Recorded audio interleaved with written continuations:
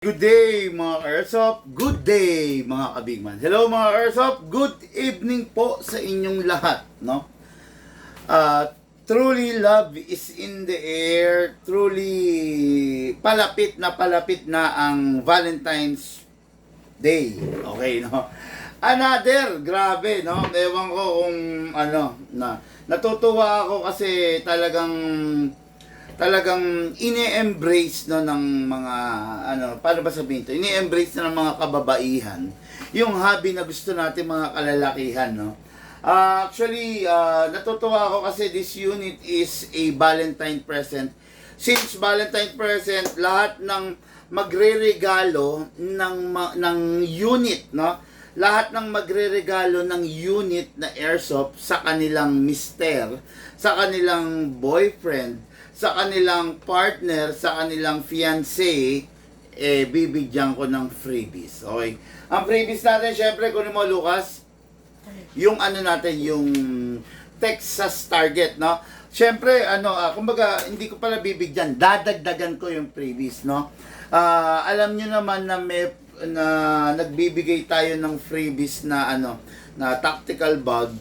And number one, the lifetime warranty, then tactical bag, then 0.20 grams na bala, 0.25 grams na bala, battery, syempre dahil rifle, and charger. Okay, upgraded battery, upgraded charger, lowering spring, at saka upgrading spring. Yan, nagbibigay tayo ng mga ganyang freebies para sa ating mga Airsoft Plus. Dahil nga Valentine's Day, yung mga madam, yung mga partner, yung mga girlfriend na bibili ng unit para sa kanilang partner is bibigyan ko ng ng Texas Target, no. Kumbaga bibigyan ko kayo ng freebies para syempre lalong maging masaya si Mister sa binigay nyo, no. Sa niregalo nyo. Ano ba yung benefits, no, pag kayong mga partner, kayong mga misis, kayong mga girlfriend is niregaluhan nyo or or pinayagan ninyo yung mga mister nyo, no. Ako, isa rin po akong lalaki, no, mga Airsoft, no. I will admit, no, na for me, napakalaki na nagagawa ng Airsoft sa pagkatao ko, sa buhay ko, no, kasi bilang isang libangan, napakasarap sa tuwing nahihit mo yung target. Sa totoo lang, sa aming mga lalaki, no, napakasarap niyan, napakasaya niyan, yung mabigyan ka ng pagkakataon na makakapag-test fire ka. Alam mo yung minsan, let's say, ganito, no, stress, no, stress sa buong maghapon, stress sa buong araw, tapos biglang meron kang oras, at the end of the day, magfa-firing ka doon sa backyard mo, magfa-firing ka doon sa likod bahay mo, magpa-firing ka doon sa terrace mo, then may hit mo yung mga target. Believe me, mga madam, mga partner, mga girlfriend dyan, napakasarap ng naidudulot noon sa aming mga lalaki. Nabuboost, no? Nabuboost yung confident level namin. At the same time, yung stress nawawala, no? Kasi ganito, no? Once you hit the target, parang proud na proud ka sa sarili mo, no? Feeling mo once you hit the target is, wow, galing ko di ba? Wow, kaya ko pala. Ang sarap noon sa aming mga lalaki, no? Nakakapag-uplift ng mood, nakakapag-boost ng confidence, napakaganda na nagagawa sa amin nun, no? Kaya, halimbawa lang sa akin lang kung yung mister nyo nagpapaalam, darling, asawa ko, my loves, mga ganyan na tawagan di ba? Kung nagpapaalam yung mister nyo, gusto kong bumiling airsoft payagan nyo, sa totoo lang, no? Mas magandang kasama kayo ni mister doon sa hobby na gusto niyang pasukin kesa itatago ng mister mo sa iyo yung hobby na gusto niyang pasukin dahil alam niya na hindi ka papayag.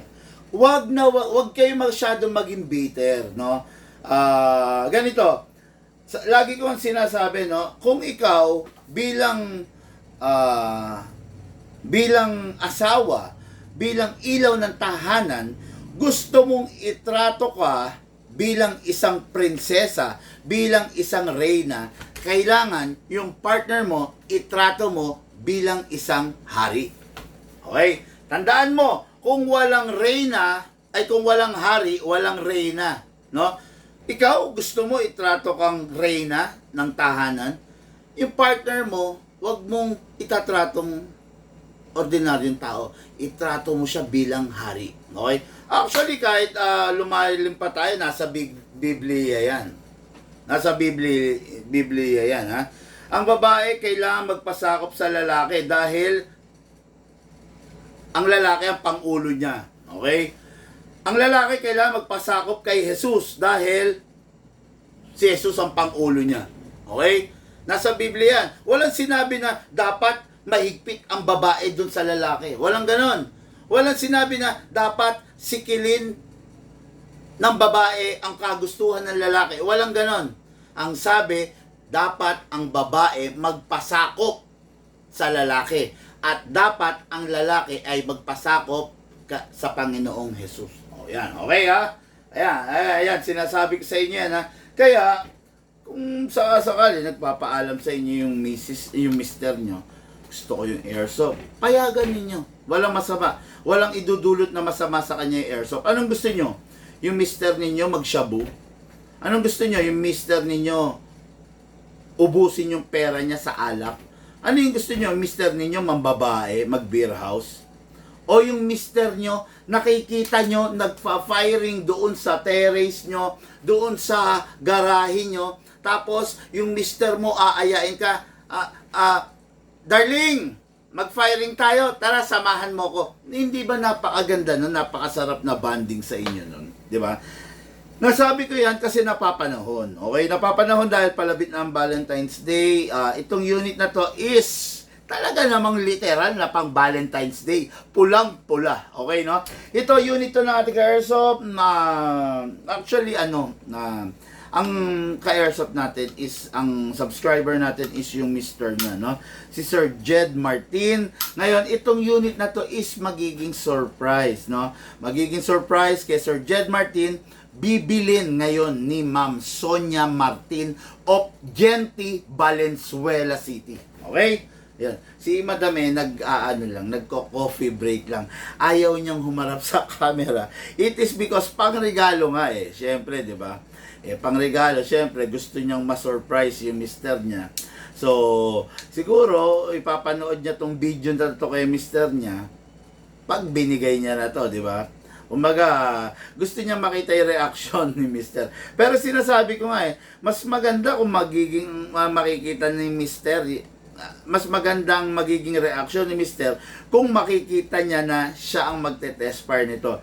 Kaya lang si Ma'am Sonia Martin is napakaliit lang na babae, mukhang hindi marunong umawak pa ng barel, so mahihiyain din siya. So, mas binabuti natin na wag na siyang i-put on cam. Nagko-coffee break lang, no? Pinagkape muna natin siya, okay? So, ito yung unit ng ating airsoft. Napakaganda, napakatindi, napaka-solid, no? May nagre-request dito sa akin, sa screen ko, Big Man, pwede ba bang timbangin? Pwede raw bang malaman kung ilang, ilan ang weight nito, no? So, nasa silicone oil ko, okay. Okay. Timbangin daw natin, no, para gusto lang malaman ng ka-airsoft, no, kung gaano kabigat talaga itong unit na to. Okay? So, timbangin natin, 0, then i-0 natin, okay? O, yan. To, timbangin natin, ha. Wala pa siyang battery, wala pang bala, unit and charger lang. So, wala pa ring scope. Tignan natin kung gaano siya kabigat, okay? Right now, sandali. Ang bigat niya is 1.3. Dali. Gitna natin. Okay. Ang bigat niya is 1.3. 1.3. Dali. Gumagalaw pa kasi. Ba't ganun? Hoy. Ayaw mo na tumigil gumalaw.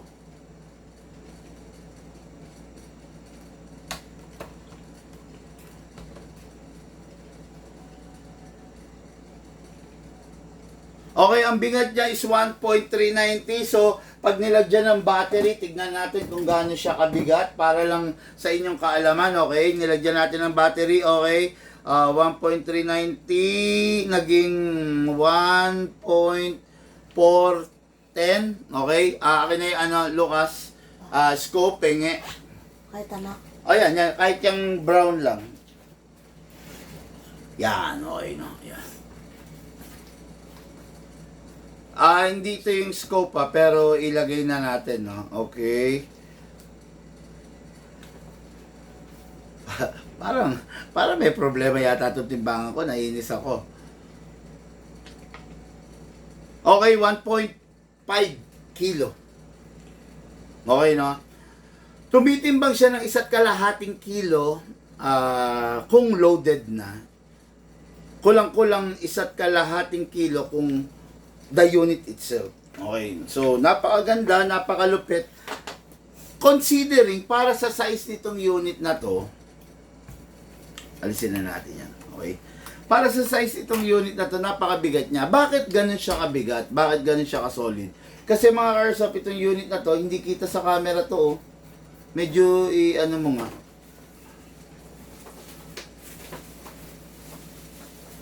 Kita na? Yan, kita. Okay, no? Considering sa liit nito, mabigat siya. Bakit? Kasi mga Airsoft, full metal siya. Mula ulo, mula taas hanggang baba, talagang full metal. Maliban lang syempre sa buttstock, which is hard polymer, no? Okay, napakaganda niya, napakalupit ng detalye niya. Very rare itong unit nito. I can consider this as a micro CQB, no? Mas maliit siya than the conventional CQB. Makikita nyo, halos itong part na to, okay, is nasa 6 inches lang, okay, no? So, yung literal na CQB, papakita ko sa inyo, literal na CQB is ito. Ito. Yan. Kung ito yung literal na CQB, ito lang siya. Mas maliit, oh, kita ba? Kita? Discount. Ayan. Yan lang siya, ha? So, mas mahaba pa rin ng approximately 4 inches tong CQB. Kaya, I can consider this as a micro CQB. Mas maliit than the conventional CQB, no? Ngayon, what is good and special about this? Pag mga ganito unit, ina-upgrade na natin. Ini-stage 1 na natin. Kasi bakit? Itong unit kasi nito, dahil nga maiksi siya, normally FPS nito is between 380 to 400. Swerte na mag 420 to. Okay? Pero dahil in-upgrade natin, mas mataas na ang FPS nito than the usual. Mas mataas na ang FPS nito. Paano ba to? Mas mataas ang FPS nito doon sa karamihan na lumalabas, no? Kasi maiksi lang siya eh. Siyempre, since maiksi siya, don't expect too much FPS. Pero siyempre, ayaw naman natin ng ganun.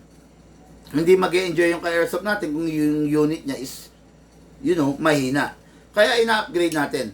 Approximately, itong FPS dito, mamaya makikita natin. Pero tansya ko, basta nasa 440 above na to, no? Wala kang makikitang ganito na unit na all stock na nasa 440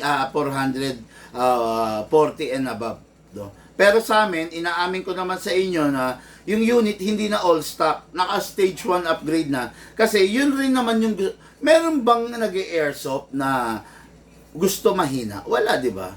Most of the player ng airsoft is talagang tinatanong nila, ilang FPS yan? Kaya, ayun nga, mas malakas na to than the ordinary unit, no? Upgraded na to, naka stage 1 upgrade na, talagang pinalakas na, okay? So, ito yung unit natin kay Airsoft, Sonia Martin, pangregalo kay Sir Jed Martin of Genti Valenzuela. Okay, start tayo. Release the magazine. Okay, this is the original magazine. Ngayon mga Airsoft, itong unit na to is a battery type. Gumagamit siya ng rechargeable battery, LiPoly, tulad nito. Okay. One full charge of this battery is equivalent to 10 magazine. Each magazine has a maximum full rounds of 300. So, 300 times 10 equals to 3,000. So, isang full charge, nasa 3,000 rounds bago mag-global. Pero, may pero, lagi ko sinasabi sa inyo, iwasan ninyong madrain yung battery. Yan yung isang dahilan kung bakit masisira yon. Iwasan ninyong madrain, iwasan ninyong ma-overcharge, at iwasan ninyong mag-init. Ayaw ng battery na nag-iinit kasi bumabagsak yung life nila. Ang isang battery mayroong lifespan. When I say lifespan, yung itatagal ng buhay niya, no? May lifespan na 2 years. Ngayon, pag hindi mo inaral kung paano yung proper battery management, hindi tatagal yung battery mo. Actually, napakagandang gamitin ng isang LiPo-Li, reliable. Pero napakasakit niya sa ulo kung sakaling hindi ka marunong mag-battery management tulad ng sinasabi ko. Okay? So, kaya learn how to manage your battery para maging masaya yung paglalaro mo. Pero kung babaliwalain mo yung sinabi ko, hindi ka magiging maligaya. Magiging masakit sa ulo. Okay? Kaya yun, no? Oy, sabi rito, wow, sabi ni John Jester, Harina Rodel. Okay. Good evening, Boss Big Man. Na-late. Okay. Na-late ata ako. John Jester, ikaw yung sa shipping akin na pakita ko. Oy, Sir John Jester, ito na po yung unit mo, Engineering Office, Subdivision, San Vicente, San Pablo, Laguna. Oy, Engineering Office? DPWH? Okay,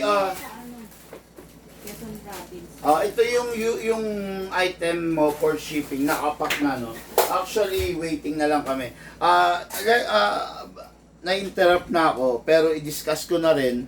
Yung unit pagdating sa'yo is check mo muna yung paligid kung tampered. When I say tampered, ganito, tignan mo mga karsap tignan nyo yung unit. Actually, akin naman yung fragile. Walang fragile. Bigyan mo muna ako. Tignan nyo mga karsap ito this is how we manage i-pack yung unit mo paano yung bag pala nito? To follow, nasabi mo na Okay. Huwag yan. Yung kung may pula tayo or puti. Yan. Ganito yung unit ninyo pag lumabas dito sa Big Man. Okay na. Yan. Ganito yung unit ninyo pag lumabas dito sa Big Man. Ganito ang itsura Yan.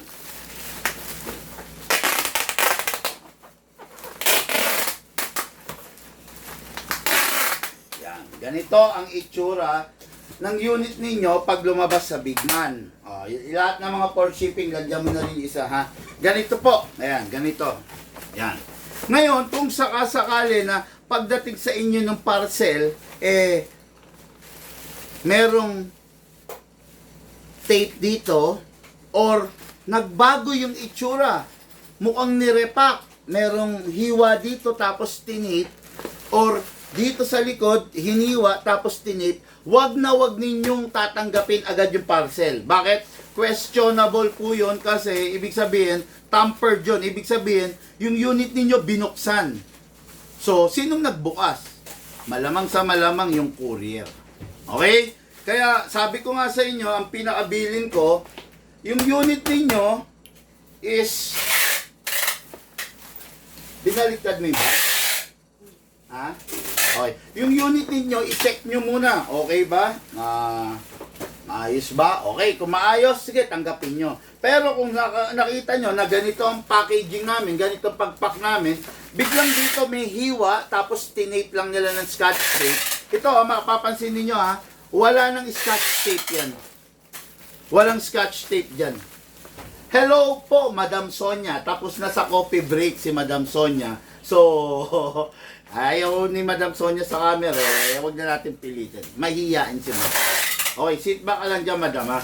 Okay, so, ayan, ganito, walang scotch tape, ha? Pag dumating sa inyo to, may scotch tape, huwag ninyong tatanggapin. Okay?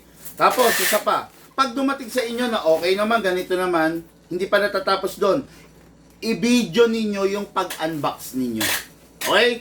I-video ninyo, that will serve as your proof, that will serve as your evidence na basal, ikaw ang nagbubukas ng unit. Okay? Just in case na may problema, just in case na basag, just in case na bali, just in case na sira yung unit, at least nasa video. Sana yung video no cut. Dire-diretso. Okay? Last. Okay, next. I-video ninyo yung first test fire ninyo. Okay? Para meron kayong ebidensya, protection nyo yun. No? I'm telling this kasi maraming dinadaanan yung parcel natin bago makarating sa client, no? Maraming dinadaanan, so para meron kang ebidensya, no? Last, isend mo sa amin lahat yan. Yung unboxing, yung test fire, at saka yung pinaka-importante, yung selfie mo. Kasi bakit? Yung selfie mo will be on our database para 2 years, 3 years, 5 years from now, just in case na nasira yung unit mo, meron tayong pagbabasihan ng ating lifetime warranty. Okay? Ngayon, kung hindi ka nag-comply sa mga yan, tapos yung unit mo, pagbukas mo, sira, wala tayong magagawa ron. Wala kang ebidensya, wala kang proof. Pero, kung gagawin mo yung sinasabi namin, magiging malakas ang laban mo, no? Kung sakali may problema. Okay? Yun lang. Then yung ibang part shipping, akin na isa. Akin na pa isa, lo. Yung isa pinapak pa, no? Nakaayos na yung mga part shipping, eh. Tulad nito. Dito, item shipping going Ipil, Bago City, Negros Occidental. Ako personally, ako na yung maglalagay ng fragile tape. Ayan Okay. Makikita nyo, napakaganda ng pagkakapak ni Ma'am Sally. Walang scotch tape, walang tapal-tapal, no? Talagang purely, no? Pure yung unit ninyo. Kaya, ayan, Basta ako, makinig kayo nun sa sinasabi ko, no? Kasi that will serve as your evidence nga. O yan, kita nyo, okay. Ayan, Diba? Walang tampered dapat, ang marireceive ninyo. Yung isa pinapak pa, okay. So, ngayon to, na-interrupt ako rito, Thank you, sir, thank you. Okay, noted boss, sabi ni Sir John Jester Harina Rodel. Sir, hindi tayo nagkaroon ng pagkakataon na magkita eh. Alam ko dapat to for di ba? For meet up to. Kaya lang hindi tayo nagkaroon ng pagkakataon. Sana dumating yung pagkakataon na makita kitang personal, makapagpa-picture ako sa'yo. Alam nyo naman binavalue ko talaga yung time na maka-meet ko yung ka-airsoft, makita ko siya. Napakasarap sa akin nun, no? Alam niyo ba, binavalue ko yung mga ganun, no? Alam mo yung ka-airsoft katabi ko, tapos aakbayan ko siya, tapos magpapapicture kaming dalawa. Wow, grabe. Ang sarap sa puso ko nun, no? Kaya lang,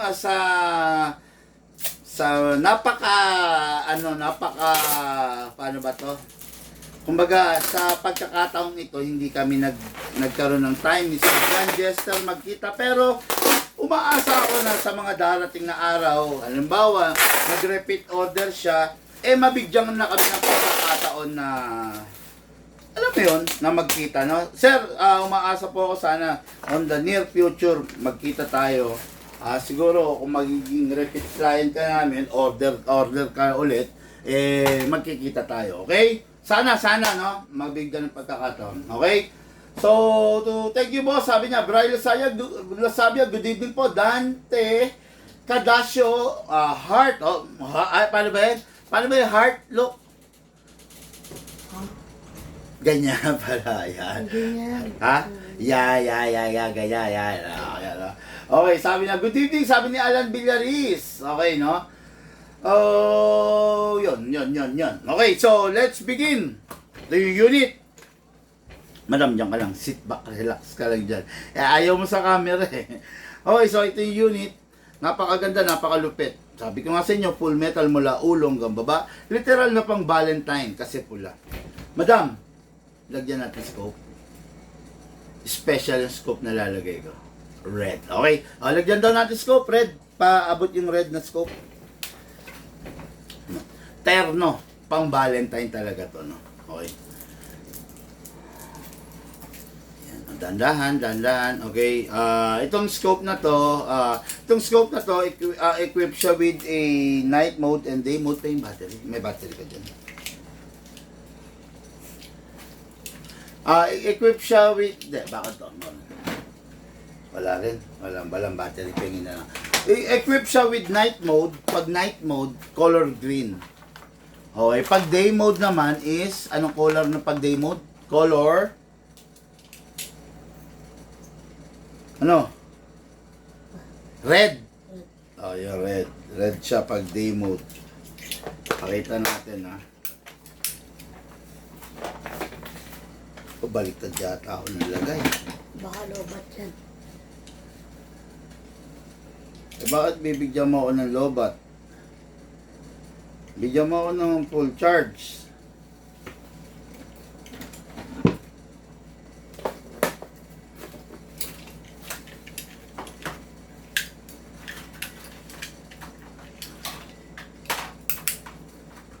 Yun, okay na. Ayan, mga Erso, papakita ko sa inyo, ha. Sana makita ng diretso sa camera. Ayan, no. Kita ba? Ikaw nga. Ikaw. Ayan, kita nyo? Yan yung night mode. Okay? Sa kabila. Nakita? Ha? Color green. Ayan, yan yung night mode. Okay? Ay, day mode. O, tama, night mode. Ngayon, pakita mo yung day mode. Ayan. Yung day mode naman is color red. So, visible na visible yan pag umaga. Visible na visible din yung green pag gabi. Okay? Wala kayong mabibiling scope na ganito na color red. No? Dito lang sa Bigman meron niya mga ganyan. Alam niyo naman, dito sa Bigman, nandito yung mga rare item. Tulad niyan, kumbaga terno. Ayan. Oh, diba? Napakaganda niyan, diba? Ayan, oh. Oh, yan.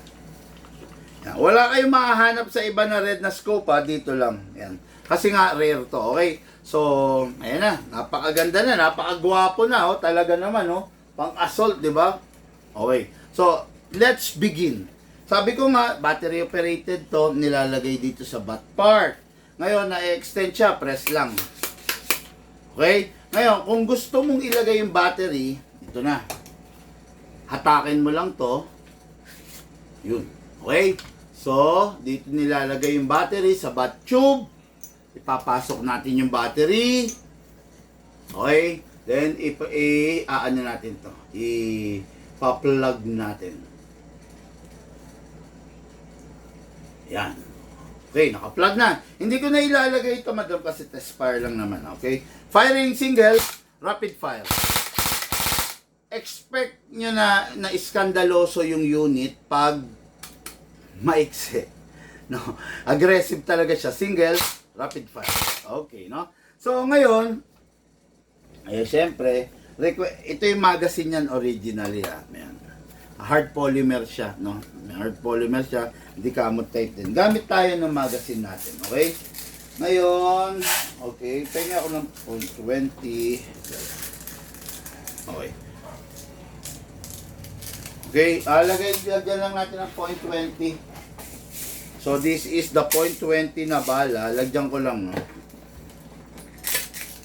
Okay, tama na yun. Tapos, yung unit, yung magazine, binubuksan dito sa ibabaw. 300 rounds kasya dyan na bala. Ngayon, bubuhos mo lang to. After mo mabuhos, napuno, sara mo to. Ngayon, ito na yung exciting part, yung kamot. Kinakamot sa ilalim, may gear, para maitulak niya papanik yung bala. Yan. Mararamdaman mo yan, medyo ano yan, medyo humihigpit. Pag mahigpit na, okay na yon, good to go na yon, no? Okay, ito, tapos, pasok natin sa unit, syempre. Make sure you heard the clicking sound. At saka syempre, make sure na hindi siya malalaglag. Okay, di ba? Yan, para enjoy. Ngayon, syempre, video natin. Ready mo yung video mo mamaya. Ayan. Ngayon, i-chrono test natin. Okay. Para syempre makita na natin. Kasi, hinabol ko lang yung upgrade nito kanina. Actually, hindi ko pa sure din kung ilan yung upgrade. Ngayon, ito, pwede itong alisin. Cover lang to. Para ano. Hindi, mamaya pa. Pero ready mo na. Okay, ngayon, first fire.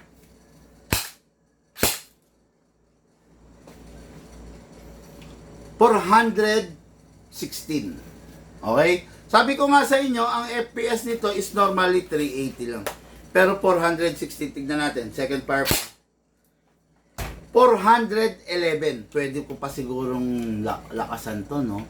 Pwede ko pang i-450. Makakapag-antay ka pa ba, madam? Medyo di ako satisfied sa upgrade eh. 400. Gusto ko sana at least 440, 450. Para sa ganitong kaliit natin. Ayan o, 414 lang. Medyo hindi ako satisfied. 413. So, let's say 420 and below. Medyo nabibitin ako.